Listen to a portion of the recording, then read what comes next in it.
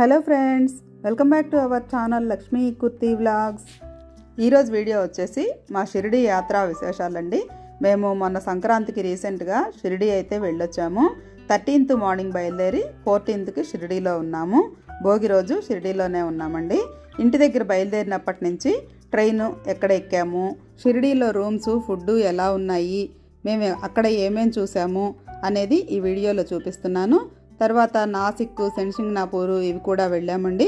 అవన్నీ నెక్స్ట్ వీడియోస్లో చూపిస్తాను. ఒకే వీడియో అయితే లెంత్ చాలా ఎక్కువ అవుతుందని చెప్పి సపరేట్గా వేరే వీడియోస్ తీసానండి. అవన్నీ కూడా కొంచెం బాగా ఎక్స్ప్లెయిన్ చేయొచ్చు అని చెప్పేసి ముందు మేమైతే ఇంటి దగ్గర నుంచి శనివారం రోజు మార్నింగ్ 6కి బయలుదేరామండి. మంచు ఉంది అప్పటికి బాగా, ఇప్పుడు చలికాలం కదా, మంచు ఎక్కువగానే ఉంది.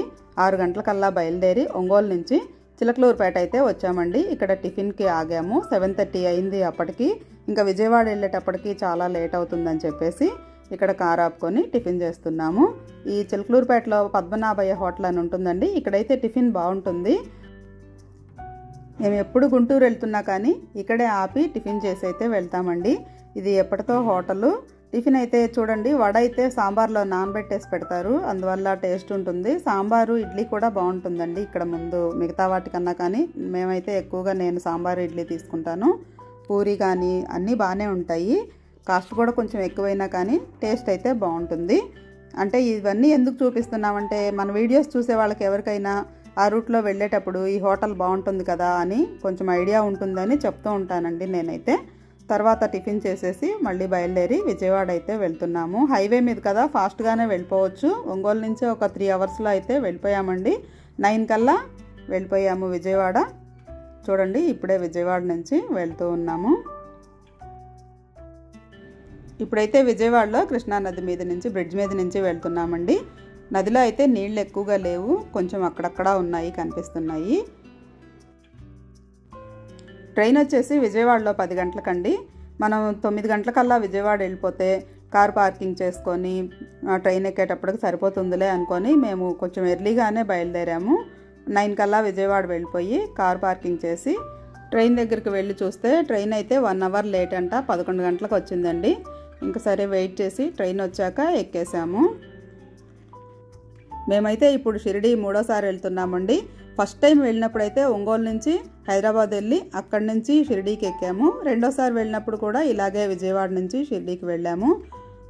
మామూలుగా అయితే షిరిడీ వెళ్ళాలంటే ఒక నెల 2 నెలల ముందు నుంచే చేయించుకోవాలంటారు, టికెట్లు దొరకవని చెప్పేసి.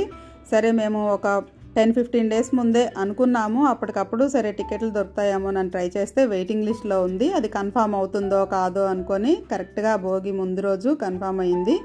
ఇంకా అప్పటికప్పుడే లగేజ్ సర్దుకొని బయలుదేరామండి. ఇప్పుడు స్టేషన్లో ట్రైన్ అయితే వచ్చింది.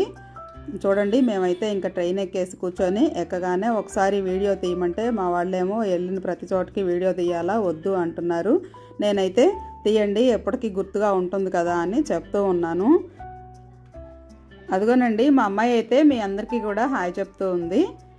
ఇంకా నేను వంట అయితే లంచ్ కోసం అని చెప్పి ఇంటి దగ్గర నుంచి చేసుకొని వెళ్ళానండి. టిఫిన్ ఎటు బయట చేస్తాము, ఇక ఇప్పుడు షిరిడీలో 3 డేస్ ఉంటాము, ఇంకంతా బయట ఫుడ్డే కదా అని చెప్పి కొంచెం ఒక 1 అవర్ ముందు లేచి వంట చేసుకొని వెళ్ళానండి.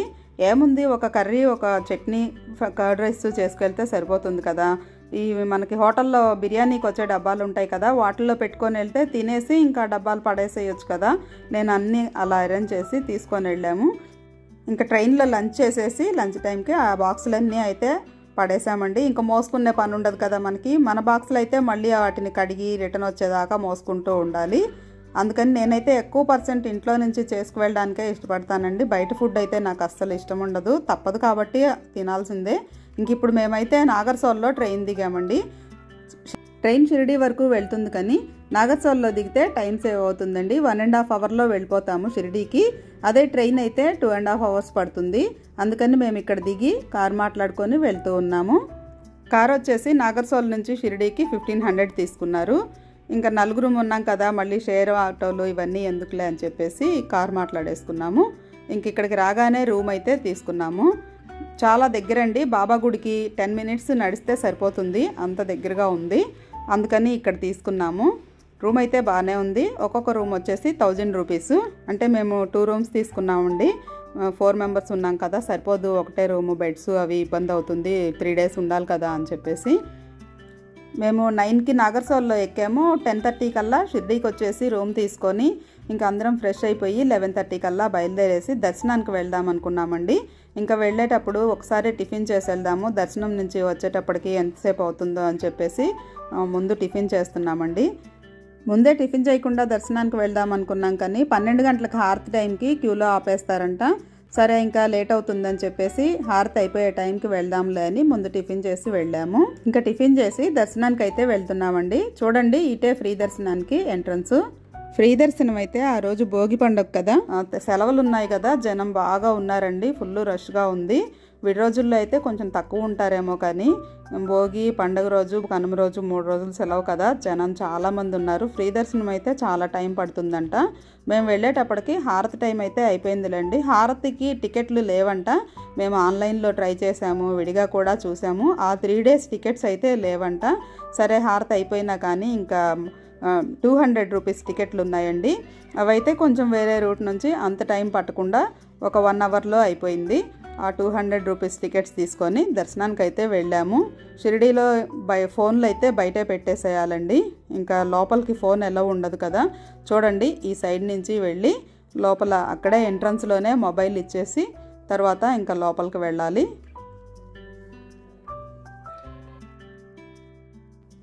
చూడండి, ఇటు నుంచే మనం దర్శనానికి వెళ్ళేది.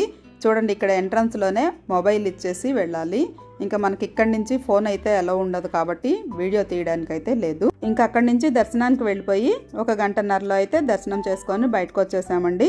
ఈ పండుగ రోజులు అవడం వలన జనం కొంచెం ఎక్కువగా ఉన్నారు కదా, అందువల్ల కొంచెం లేట్ అయింది. కానీ దర్శనం అయితే చాలా బాగా జరిగింది. పండగ కదా, బాబాని చాలా బాగా అలంకరించారు. మధ్యాహ్నం 2 గంటలకల్లా దర్శనం అయిపోయి బయటకు వచ్చేసామండి. ఇంకా అప్పటి నుంచి ఖాళీగానే ఉందని చెప్పి శనిసింగనాపూర్కి అయితే అదే రోజు వెహికల్ మాట్లాడుకొని వెళ్ళొచ్చేసాము. శనిసింగనాపూర్ నుంచి వచ్చేటప్పుడు ఇక్కడ ఖండోబా మందిరం దగ్గర దిగి ఈ మందిరం కూడా చూసుకొని వద్దామని చెప్పేసి ఆగాము.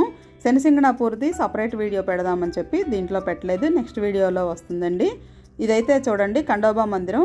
బాబా భక్తుడు మహల్సాపతి ఈ మందిరంలో పూజలు చేస్తుండేవాడు కదా. ఈ విగ్రహాలు, ఈ ఆలయం కూడా చాలా బాగుందండి. ఇక్కడ కూడా వాళ్ళు చూస్తే వీడియో వద్దంటున్నారు, కానీ మనం కొంచెం తీసుకొని రావచ్చండి, అంత స్ట్రిక్ట్గా అయితే లేరు. ఇది మహల్సాపతి విగ్రహము. బాబా విగ్రహం కూడా చాలా బాగుంది కదా, రియల్గా ఉన్నట్లుగానే ఉంది. అవకాశం లేనప్పుడైతే మనం వీడియో తీయలేం, కానీ ఈ విధంగా కొంచెం అవకాశం ఉన్నా కానీ మన సబ్స్క్రైబర్స్కి, మన ఫ్రెండ్స్కి అందరికీ కూడా వీడియో చూపించవచ్చు కదా అని నేనైతే తీయడానికే ట్రై చేశానండి. చాలా వరకు మీకు ఈ షిరిడీ యాత్ర, షిరిడీ అంతా కూడా చూసినట్లే ఉంటుంది. మీరు ఈ వీడియోస్ అన్నీ మిస్ అవ్వకుండా చూడండి. తర్వాత ఇక్కడైతే చూడండి, బాబా విగ్రహం ఎంత చక్కగా పెట్టారో. బాబా ఇక్కడ చెట్లకు నీళ్లు పోస్తున్నట్లుగా ఉంది కదా, చాలా పెద్దది. నైట్ అయితే చూడడానికి చాలా బాగుందండి. ఖండోబా మందిరం దగ్గర నుంచి వచ్చేటప్పటికి మాకు నైట్ 9-9:30 అయిందండి. అక్కడి నుంచి సరే ఇంకా హోటల్స్ ఎక్కడైనా బాగున్నాయేమో, భోజనం మధ్యాహ్నం కూడా చేయలేదు. ఇంకా టిఫిన్ చేసేసి దర్శనానికి వెళ్ళిపోయి శనిసింగనాపూర్ అంతా చూసుకొని వచ్చాం కదా అని ఒక మంచి హోటల్ ఉందేమోనని చూస్తూ ఉన్నామండి. ఇక్కడంతా షాపుల మీద ఎక్కువగా పైతానీ శారీస్ అని చెప్పి బోర్డులు ఉన్నాయి. షిరిడీ దగ్గర యోలా అని ఉందండి, నాగర్సోల్ నుంచి షిరిడీ వెళ్ళే దారిలో ఉంది. అక్కడ పైతానీ శారీస్ మ్యానుఫ్యాక్చరింగ్ అంట, మరి కొంచెం కాస్ట్ తక్కువ పడుతుందేమో అక్కడ. మాకు కారు డ్రైవర్ అయితే చెప్పాడు, అంతా అలా ఉన్నాయి ఈ బోర్డులు అంటే.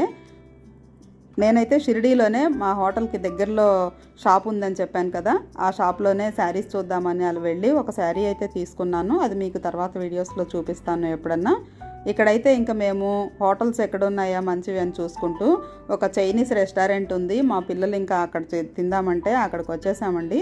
చూడండి, చైనీస్ రెస్టారెంట్లో ఈ పన్నీర్ బటర్ మసాలా ఎలా చేస్తున్నారో. సరే, అది మనకు కూడా ఉపయోగపడుతుందేమోనని చెప్పి ఒక చిన్న వీడియో అయితే చేశానండి. బయటకు వచ్చినప్పుడు ఎలా అయినా మన ఫుడ్ ఉండదు కదా. ఆంధ్ర భోజనం అని చెప్పి షిరిడీలో ఎక్కడ పట్టినా బోర్డులు ఉన్నాయండి. ప్రతి హోటల్ దగ్గర కూడా ఆంధ్ర భోజనం అని చెప్పి, విజయవాడ, గుంటూరు వాళ్ళ రుచులు అని చెప్పేసి తెలుగులోనే రాసిందండి. కానీ అక్కడికి వెళ్తే కర్రీస్ అయితే మాత్రం మనలాగా ఏమి ఉండవు. రైస్ ఉంటుంది కానీ కొంచెం చప్పగా ఉంటాయి, మనవి కొంచెం స్పైసీగా ఉంటాయి కదా. ఇంకా అందుకని చెప్పి మేమైతే ఇవి చెప్పాము. ముందైతే ఈ పావు బాజీ చెప్పాము, తర్వాత రోటీ, ఈ పన్నీర్ టిక్కా కర్రీ అంటండి, ఇది బాగానే ఉంది. ఇలాంటివి అయితే చైనీస్ హోటల్ కదా, బాగానే ఉంటాయి. చైనీస్ రెస్టారెంట్ అవ్వడం వల్ల ఈ టైప్ కర్రీస్ అయితే బాగుంటాయి కొంచెం అని ఇవే చెప్పాము. మష్రూమ్ బిర్యానీ ఈ టైప్వి. మామూలు రైస్ అయితే మాత్రం కర్రీస్ కొంచెం చప్పగా అనిపిస్తాయండి మనకి, స్పైసీగా తినే వాళ్ళకైతే నచ్చవు. ఇంకా గోబీ ఫ్రైడ్ రైస్ ఒకటి, మష్రూమ్ బిర్యానీ ఒకటి అలా చెప్పేసి ఇంకా నైట్ డిన్నర్ చేసేసి వెళ్ళాము. ఈ రెస్టారెంట్ అయితే బాగుందండి చూడడానికి, కొంచెం గార్డెన్ రెస్టారెంట్. ఈ లీవ్స్ లాగా ఫ్రంట్ సైడ్ కానీ బ్యాక్ సైడ్ సీనరీస్ లాగా అలా బాగా పెట్టారు. చూడండి, ఆంధ్ర భోజనం టిఫిన్స్ ఇడ్లీ వడ దోశ అని అన్నీ కూడా తెలుగులోనే రాసి పెట్టేశారండి. కానీ అక్కడ మాట్లాడడానికైతే ఒక్కళ్ళకు కూడా తెలుగు రాదు, అంతా హిందీలోనే మాట్లాడుతుంటారు. మరి వచ్చినా కానీ మాట్లాడరో ఎలాగో కానీ. ఇంకా చూడండి, ఇక్కడైతే మా రూమ్ ఎదురుగా శారీస్ షాప్ ఉంది. తర్వాత నెక్స్ట్ డే మార్నింగ్ వచ్చేసి మేము ద్వారకామాయి చావడి చూద్దామని చెప్పేసి ఇక్కడికి వచ్చేసి క్యూలో అయితే ఉన్నామండి. ఈ ద్వారకామాయి దగ్గర కూడా ఫోన్ అయితే అలౌ లేదు, నేను బయట నుంచే వీలున్నంత వరకు తీశాను. ఎర్లీ మార్నింగ్ మేము 5:30 కల్లా వెళ్తే కొంచెం తక్కువ ఉంటారేమోనని అప్పటికే ఎంత క్యూ ఉందో చూడండి. లోపల నుంచి వచ్చేటప్పటికి దర్శించుకొని హాఫ్ అన్ అవర్ పట్టింది. ఇక్కడైతే ఒక సైడు బాబా పటము, ఒక సైడు దుని వెలుగుతుంటుంది, చాలా బాగుంటుందండి. లోపల చాలామంది కూర్చొని పారాయణం కూడా చేసుకుంటున్నారు. ఇక్కడ మీరు చూస్తున్న దగ్గర అయితే బాబా పటం పెద్దది ఉంటుంది, చాలామంది అక్కడ పారాయణం చేస్తూ ఉన్నారు కూర్చొని. తర్వాత ఇక్కడైతే చావడండి, బాబా ఎక్కువగా ఈ ద్వారకామాయిలో చావడిలోనే ఉండేవారు కదా. మీరు షిరిడి వస్తే తప్పకుండా ఇవి కూడా చూసిరండి. తర్వాత బాబా దర్శనం చేసుకొని వచ్చేటప్పుడు మందిరానికి దగ్గరలోనే లెండివనం అని ఉంటుంది, అక్కడ బాబా మొక్కలు నాటి రోజు నీళ్లు పోస్తూ ఉండేవారంట. బాబా నీళ్లు తోడిన బావి కూడా ఉంది అక్కడైతే. ఇదైతే రెండో రోజు ఉదయం అండి. ఇక్కడ దర్శనం అయిపోయిన తర్వాత బయటకు వచ్చి వెహికల్ మాట్లాడుకొని నాసిక్, త్రయంబకేశ్వరు, పంచవటి అవన్నీ కూడా చూసొచ్చాము. అవన్నీ కూడా నేను నెక్స్ట్ వీడియోస్లో పెడతాను, మీరు ఎక్కడా మిస్ అవ్వకుండా చూడండి, చాలా బాగున్నాయి, తప్పకుండా చూడాల్సిన ప్రదేశాలండి. బాబా మందిరం చూడండి, మార్నింగ్ 5:30 అప్పుడు ఎంత అందంగా కనిపిస్తుందో. ఇంతేనండి ఈరోజు వీడియో. ఈ వీడియో మీకు నచ్చితే తప్పకుండా లైక్ చేయండి.